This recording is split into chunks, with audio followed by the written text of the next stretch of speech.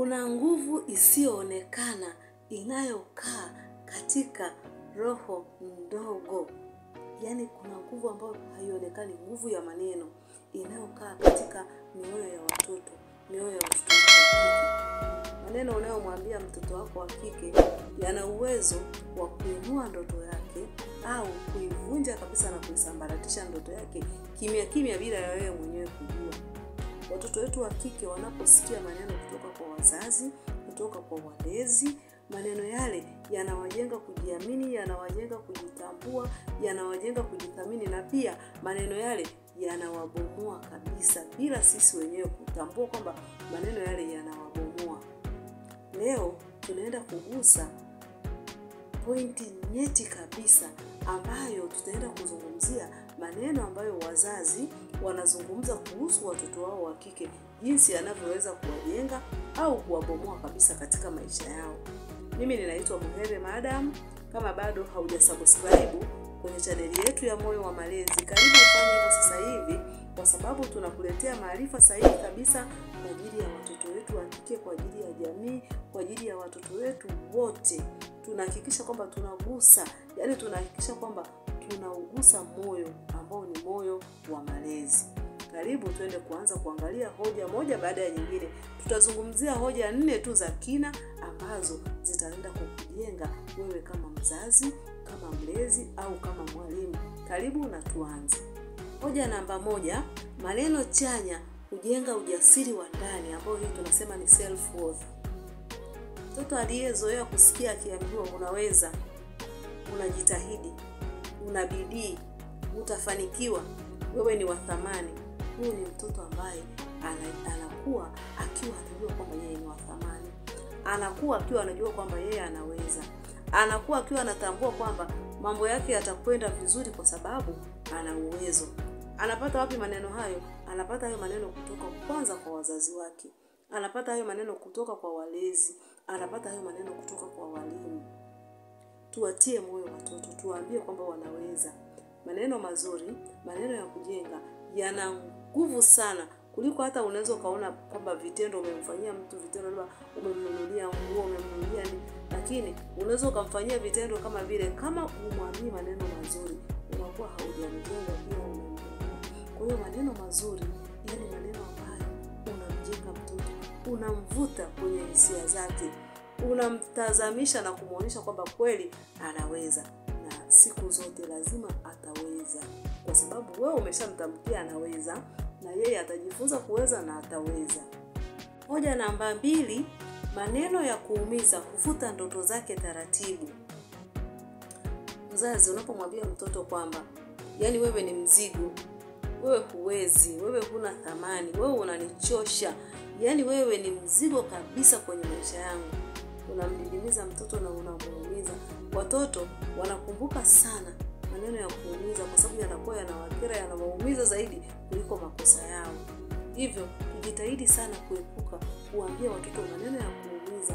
Maneno wakati mwingine unamlinganisha na watoto wengine kwamba yani bora mtoto wa fulani anaweza, lakini wewe huwezi, wewe hufai, wewe si kitu, yani wewe unashindwa. Unakuta wakati mwingine hata ni kwenye mitihani, amefanya mtihani, wewe una matarajio makubwa, unakuwa unamwambia mbona mtoto wa fulani amekuwa wa kwanza, kwa nini wewe huwezi kuwa wa kwanza? Kwa nini wewe kila siku unashika mkia? Wewe ni mjinga kabisa. Yani hapo atakuwa akiwa mtu mzima atakuwa na maumivu.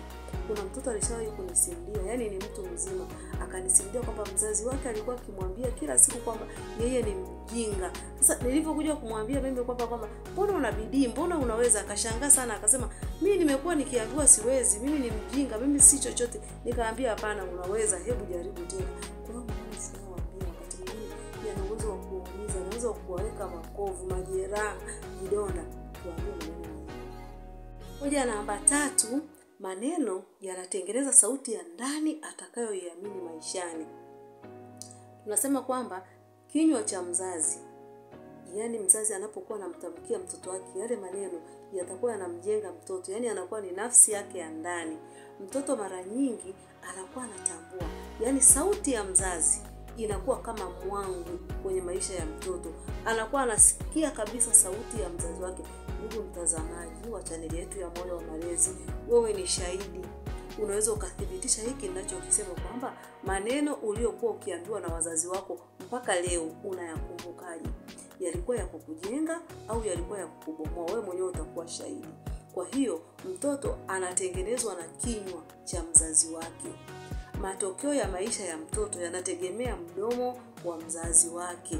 Tuwanenee watoto maneno mazuri, maneno ambayo siku zote yatakuwa yakisikika kwenye kichwa cha watoto. Yatakuwa ni mwangu, yatakuwa ni sauti ambayo itakuwa ikijirudia katika maisha ya mtoto. Hivyo sasa utachagua aidha kunena maneno ambayo ni mazuri kwa mtoto wako ya kumjenga, au kuleta maneno ambayo yatambomoa katika maisha yake.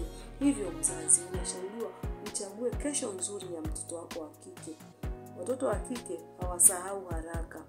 Wanashikilia maneno kwenye vichwa vyao, yani kwenye akili anashikilia yale maneno ambayo mzazi wake amemwambia. Hivyo tuambie maneno mazuri ili tuweze kujenga kesho njema ya watoto wetu. Hoja namba 4, maneno huyapa utu na maadili uzito wake. Mtoto anayesifiwa, mtoto anayefundishwa, mtoto anayeonyeshwa ubora kwa kila alichokifanya, mtoto anayethaminiwa anakuwa akiwa na maadili, kuliko mtoto yule ambaye amekuwa akisimangwa, akinyanyaswa, akisemwa vibaya, akikosolewa. Amefanya kitu kidogo tu anakosolewa kwa ubaya, sio kwa kufundishwa. Mtoto unatakiwa kukosoe, lakini usimkosoe kwa ubaya, mkosoe kwa kumfundisha. Amesema kitu, unaona kile kitu kitakuwa sio kizuri, kwa hiyo unamkosoa pale kwa kumwambia hiki ulichokifanya sio, umesema hivi, hapo ulipofanya umeharibu, unatakiwa ufanye hivi. Hapo unakuwa unamjenga. Kuliko pale utakapokuwa unamwambia kwamba yani wewe siku zote hujuagi kuongea, unaharibu tu, unakosea tu, unaongea maneno ambayo hayapo, unakuwa unambomoa. Mzazi, utalipia siku si nyingi au miaka ijayo kile ambacho ulikuwa ukimfundisha mtoto wako kupitia kinywa chako. Kwa hiyo angalia, utalipia wema au utalipia ubaya. Binti ni maua yanayostawi kwa joto la maneno ya mzazi wake. Ukimwambia mtoto wako ataweza, anaweza. Ukimwambia mtoto wako ana bidii, atakuwa na bidii. Ukimwambia mtoto wako wewe ni wa thamani, atajaribu kuitafuta hiyo thamani. Tujaribu kuwa maneno mazuri ambayo yanaleta mwangaza katika maisha ya watoto wetu. Sisi kama wazazi tukijitahidi kabisa kusema maneno mazuri kupitia watoto wetu, watajifunza na watakuwa watoto wema. Tukishindwa, dunia itawafundisha uongo. Tujitahidi kutumia vinywa vyetu kama taa, kama mwangaza, na tusitumie vinywa vyetu kama moto wa kuwaunguza watoto wetu.